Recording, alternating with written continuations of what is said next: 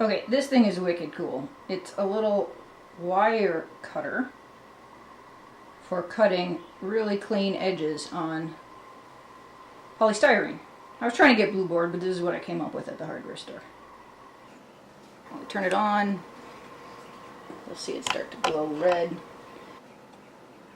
I am freehanding this to some extent.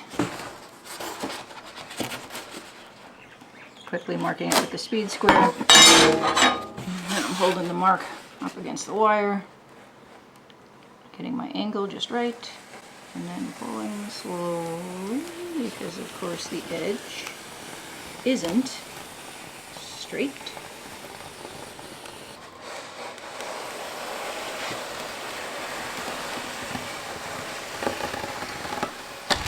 Alright, now I have a straight edge to work with.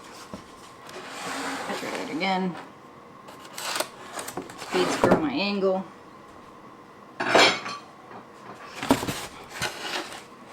Get it up in there and hold it steady. And since that edge was mostly straight, it's a much better cut. Here we have it. Since this is the last one, we measure the distance to the other side. Rat. Too short. Hot knife is really the right way to cut this stuff.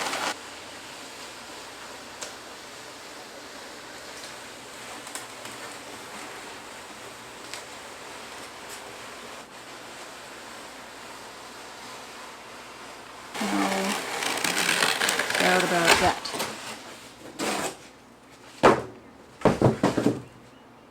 Nice cut. So the glue I use is this one, the 3M. It says foam on it. That's the important thing. The other 3M, the green bottle, will eat the foam. The propellant in the other bottle will etch right into the foam and melt it.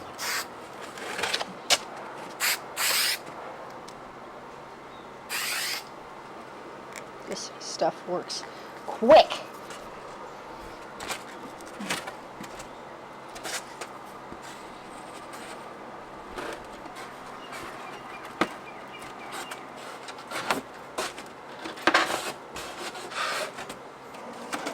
Open it up. Okay, give it a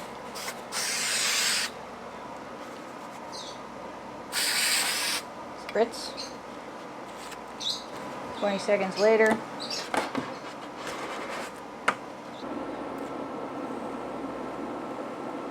just sort of melts away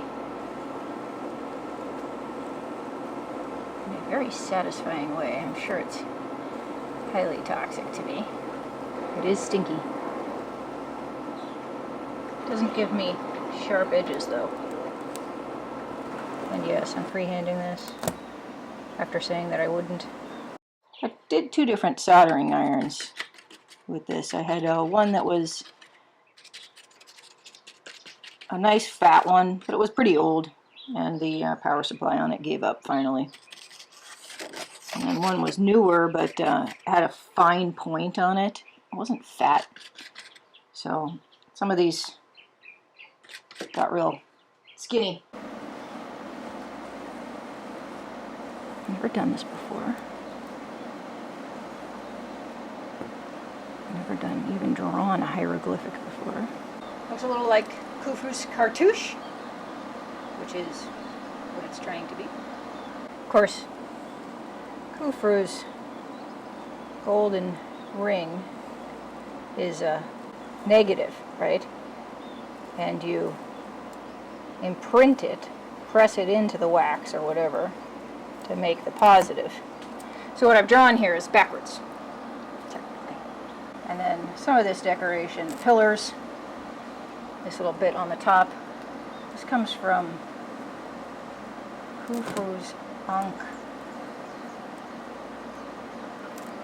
And I don't know if that has anything to do with him or not. But it seemed fitting to have a little bit of this architectural detail in addition to the hieroglyphs. My father taught me how to do this kind of dragon's tooth where you don't end up in the middle messing it up. And of course, I'm not doing it at all. I'm just messing it up. Yeah, see, now I'm going to have two fat ones right in the middle. But only you and I know that. It's all good. So, paint it black, and then spray paint stone color on top of it. Should be quite right epic. So this is not melting the great stuff. I'm just using black acrylic paint and one of those cheap brushes the kids get in those dinosaur dig kits where the kids get some sort of rock or fossil and it's got clay and they dig out, I don't know, some treasure or bones or gems or something. And we have a million of them because the kids love doing those things. They make a huge mess, and they come in these tiny little brushes that are good for almost nothing else. Because really, when you're trying to pretend to be an archaeologist and dig in the dinosaur clay or whatever it is that they come in, it sure doesn't give you much. It doesn't have any effect. It doesn't work. Alright, here is the lid from the sarcophagus. I'm just trying to give it, this is a chalk spray paint. It just kind of gives it a dull surface, dull finish, and it makes it not be white. So it's sort of a gray. So when I was building the boat, step for the boat, I was doing some welding and got weld splatter on the camera. So I'm trying to learn some of my lessons and not get spray paint on the camera. You see this wrinkling that happens here. That's the propellant in the can etching away some of the styrofoam. You just have to be careful. Too close. Now what I've been doing is, again, because I have it, applying a bit of a gloss. The gray chalk has a good effect, but it does leave it just a little dull. I'm not sure this gloss has any effect other than I think it's going into the grooves more than anything else. All right, I've had a lot of trouble with this coming apart at the seams. Yes, I was goofy and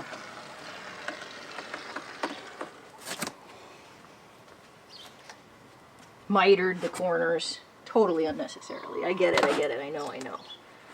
Use this gap filler to try to seal the seams, but I had saved an old can of it, and old cans never work. I don't know what I was dreaming.